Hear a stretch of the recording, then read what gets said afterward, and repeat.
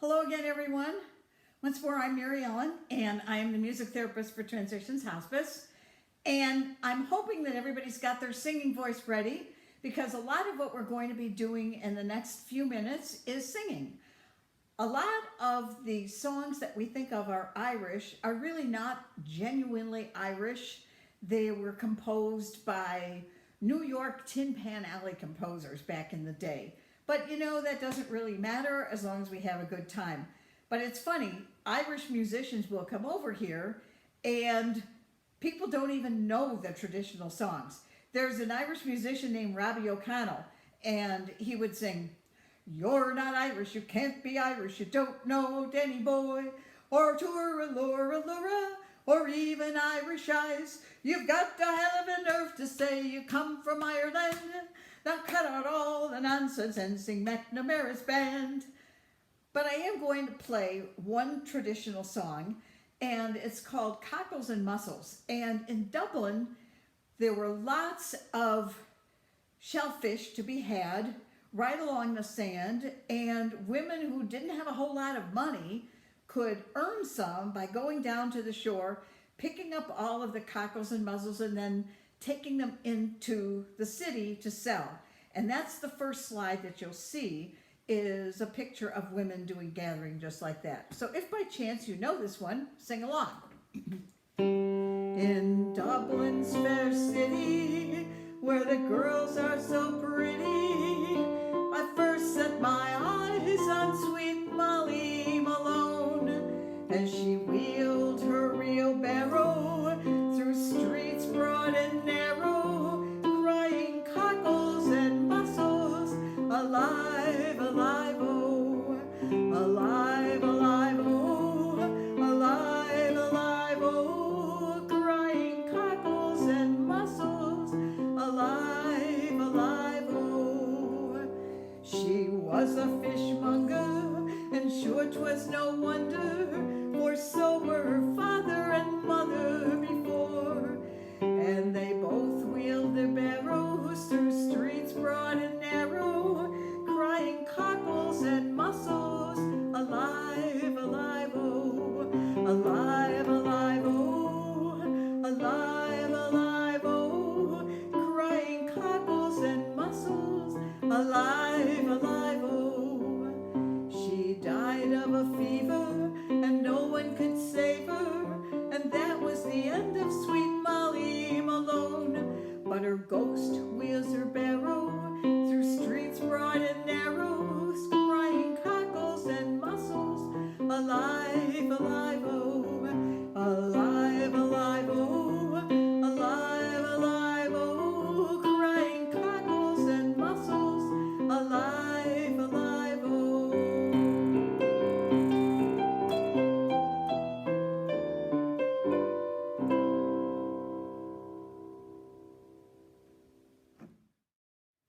Now the next songs that you're going to hear are definitely Irish American. The first one, I don't know how many of you have seen, it's an old movie that came out in 1944, Going My Way with Bing Crosby. Bing Crosby sang a lot of Irish songs, and the thing that he's notable for in particular in Going My Way, in which he played a priest, was that he's the only actor ever to be nominated for the Academy Award for playing the same part twice. He won the Oscar for Going My Way, and he was also nominated the following year for the Bells of St. Mary's. But this next one, I'm sure that many of you have maybe sung it to your kids or whatever. Tura Lura Lura, Tura Lura Lai, Tura Lura Lura, hush now, don't you cry.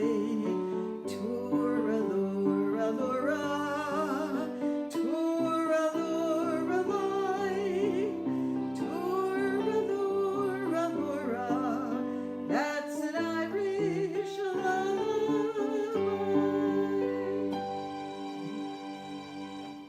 Now at this point, I would like to introduce you to yet another instrument, And as I mentioned in an earlier section, I name every instrument that I own. So this one is Glitter. She's my accordion. And the accordion is a very popular Irish instrument. Lots of jigs, reels, and so forth are played on the accordion. This particular one, though, I play because we were talking earlier about how people made a living, given that it was so difficult for Irish to find jobs. There was a great deal of discrimination. And especially during lean times like the Depression and so forth, sometimes people took in boarders. That's what my great-grandmother did. She took in boarders. But another thing that Irish women did, is they took in laundry. They were washerwomen. So, move your feet if you're inclined.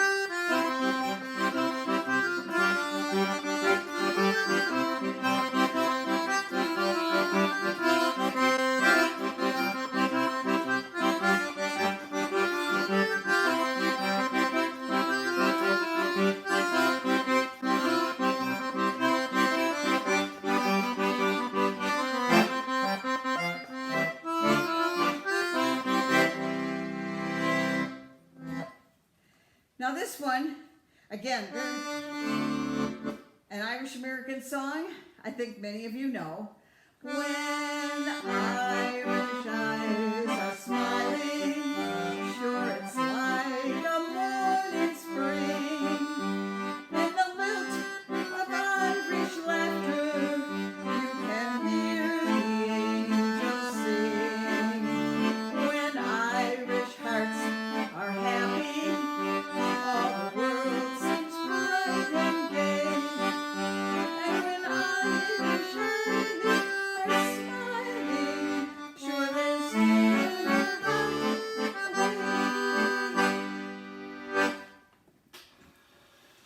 And this next one, again, this is kind of what I think we would call the Irish sing-along portion of the video.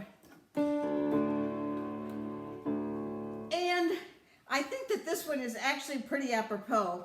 It's McNamara's band, and it talks about all the different people that are in the band that are Swedes and come from different countries and so forth.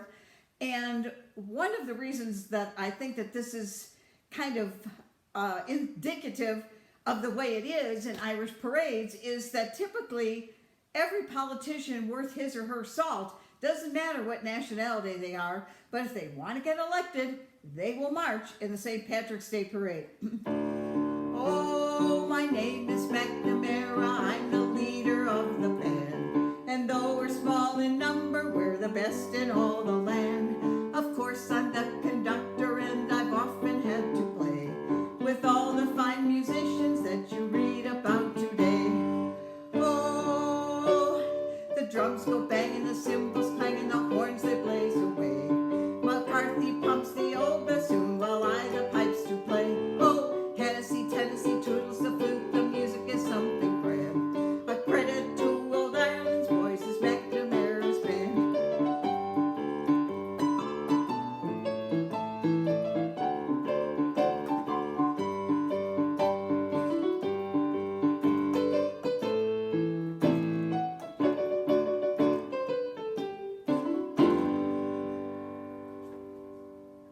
One thing that the Irish did was they wrote a lot of songs for the women in their lives. And so we'll share a few of those. Here's a couple that are written with the name Rose in the title. And some of you, if you go way back, or maybe your parents even might have talked about a radio program called 80s Irish Rose. And it was a combo of a Jewish man and an Irish girl. My wild Irish rose, the sweetest flower that grows. You may search everywhere, but none can compare to my wild Irish rose. My wild Irish rose, the sweetest flower that grows. And some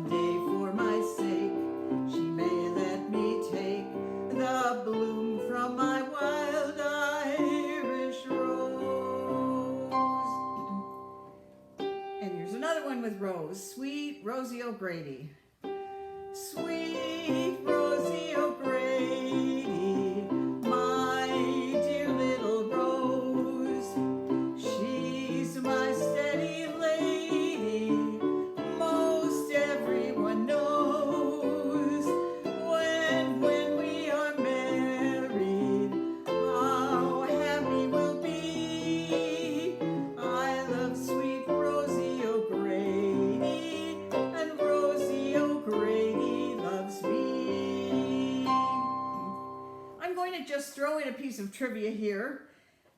I doubt that very many people know that the song that anybody who's ever been to a ball game has heard, take me out to the ball game, take me out to the crowd. If you were to find the verse to that, in the verse, a man asks his girlfriend, hey, do you want to go to a movie? She's an Irish girl, and she says, no, take me out to the ball game. So I love the fact that it was an Irish girl, and instead of doing the conventional, she wanted him to take her out to the ball game.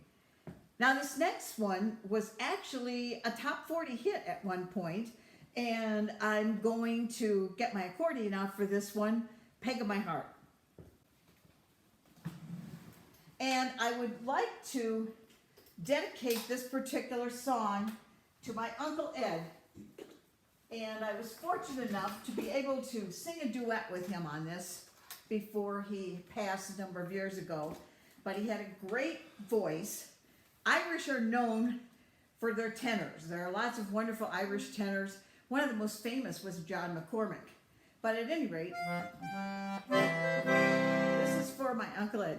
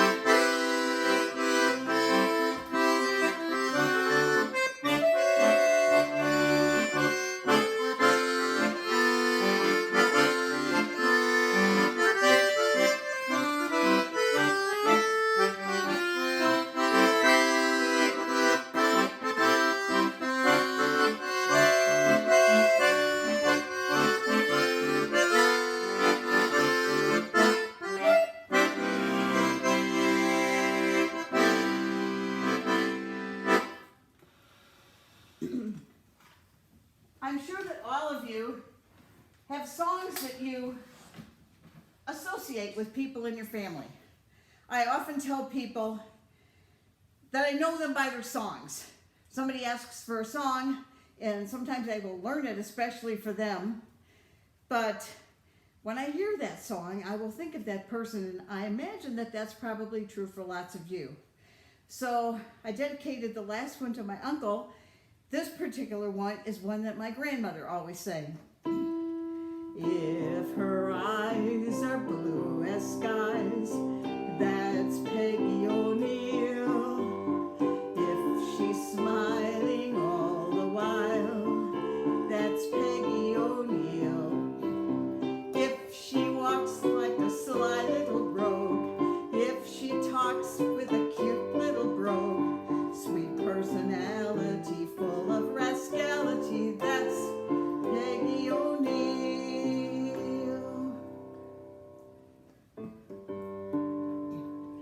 Of all of the Irish songs that I'm ever asked to play, I would say that this particular one is probably the most requested, and that's Danny Boy.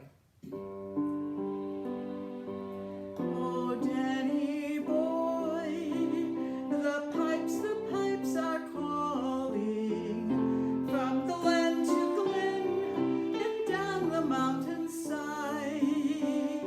The summer's gone and all the flowers are dying. It's you must go and I must bide.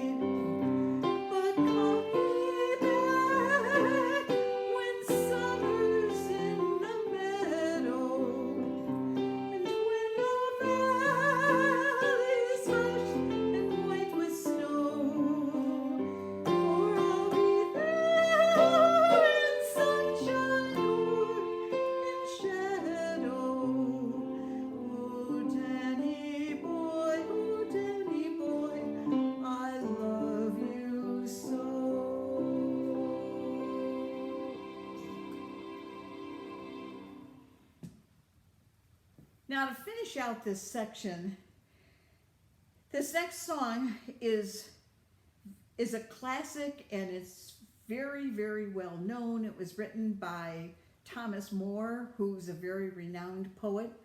However, it may not be one that you're particularly familiar with, but I always include it for this reason.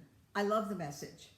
The message is, I don't care what you look like. I don't care whether you're as beautiful physically as the day we met.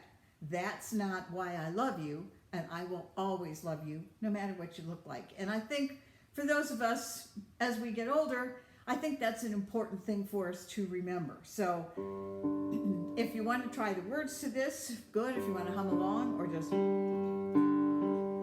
believe me, if all those endearing young charms which I gaze on so fondly today were to change by tomorrow and fleet in my arms like fairy gifts fading away, thou wouldst still be adored as this moment thou art.